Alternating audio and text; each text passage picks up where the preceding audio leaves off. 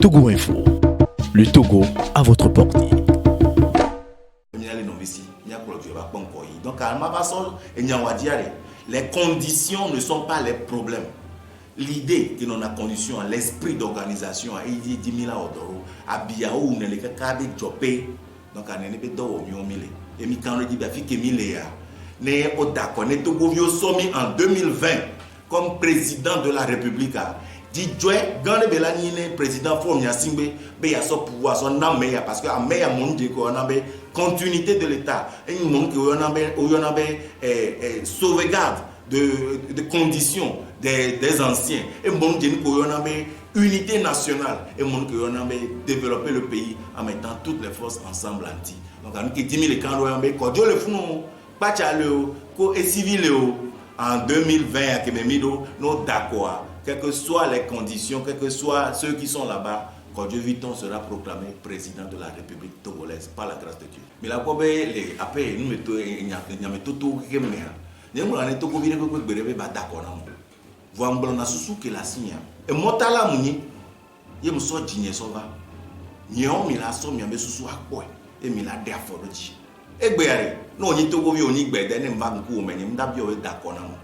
Voilà, maintenant, et nous qui janae ne muhaduya bede do pe ala ponko yi no ye o chama we nu nya ke la siwa no buipo a no la da ko ma da ko won to we la nya ne gbe vividen mi le duya me mi ko pere me ni so o le bi obe wa konjim le yo si o me a je pako e ma dana mi ma to mi be ne muhodua ma tu konjina mi d'abord a me do mi nya be e du fe ka 20 go il y a des gens qui les aiment. Il y a des gens qui ont beaucoup de comme on a promesse maintenant. Il y a des gens qui ont des promesses électoralistes. Fausse promesse.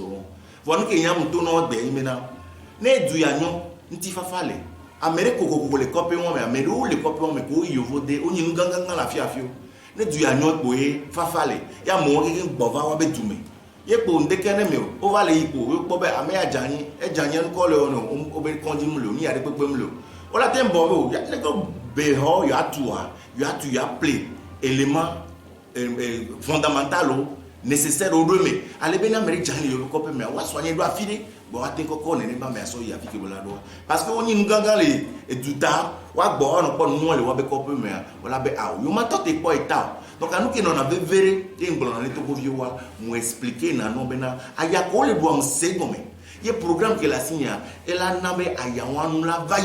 Ye veve toi ne nyatem so wo le ke ba vomba konko ya nana wanya menade mingba wo politique ke nana be miduna nombre ba miduna résultat matonya wona mi et les bengble le télé dini so bena ne o yom 22 février be ko do viton du président et yeni président ye ko unir to be yo croisi le me yo ma batasi du ya be ne gbe mo adu ya ni matin player mi hia mesia me ye mu hia opposition a chan amole wa me do so dodo au projet, au programme, qui est watchant la tinta nous la tout doux.